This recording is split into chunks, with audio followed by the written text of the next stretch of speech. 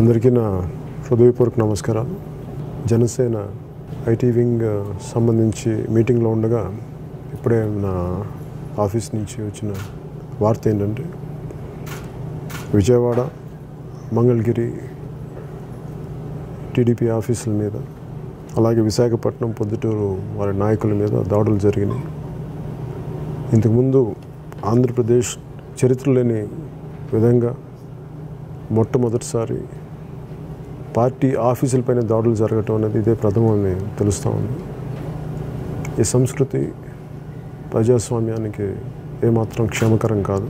మేము ఎప్పుడు కూడా చాలా నియంత్రణ పాటించాలి ప్రజాస్వామ్యంలో. వ్యక్తిగత దాడులకు కానీ, పార్టీ ఆఫీసుల మీద దాడులు కానీ, లేదంటే నాయకుల ఇళ్ల మీద దాడులు కానీ జరిగితే అది అరాచకానికి, దౌర్జన్యానికి దారితీస్తే తప్ప ఏమాత్రం ప్రజలకి, ప్రజాస్వామ్యానికి క్షేమకరమైనది కాదు. ఇది నా దృష్టికి వచ్చిన కేంద్ర ప్రభుత్వం కూడా దీని మీద దృష్టి సారించాలి.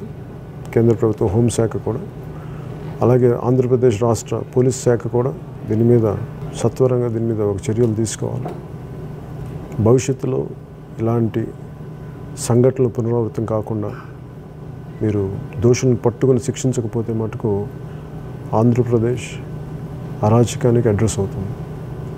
దాన్ని దృష్టిలో పెట్టుకొని భవిష్యత్తులో ఇలాంటివి జరగకుండా, అలాగే ఈ దాడి చేసిన వాళ్ళు నాకున్న ఇన్ఫర్మేషన్ వైసీపీ వర్గాలని చెప్తా ఉన్నారు. ఒకవేళ అలాంటిది అయితే వైసీపీ నాయకత్వానికి కూడా ఒకటే తెలియజేస్తా ఉన్నా, భవిష్యత్తులో ఇలాంటి పోకడలు మీరు నియంత్రించుకోకపోతే మటుకు ప్రజాస్వామ్యానికి అది గొడ్డలు పెట్టు.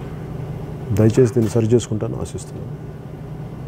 అందరూ క్షేమంగా ఉండాలి, అందరూ భద్రంగా ఉండాలని కోరుకుంటున్నాను. దీని మీద సత్వరంగా కేంద్ర ప్రభుత్వం కూడా దృష్టి సారించాలని కోరుకుంటూ సెలవు తీసుకుంటాను.